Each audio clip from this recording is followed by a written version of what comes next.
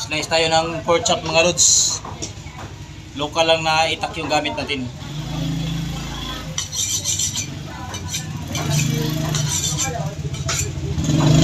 Slice tayo ng pork chop ang display.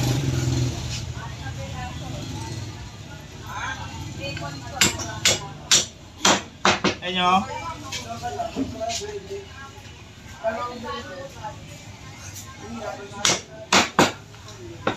Okay, pili lang dyan, te.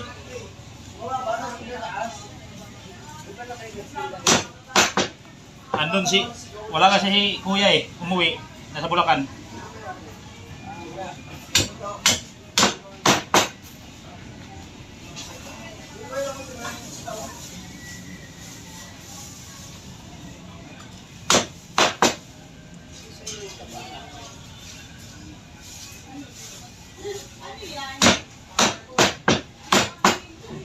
Local lang gamit natin itak pero quality ang talas.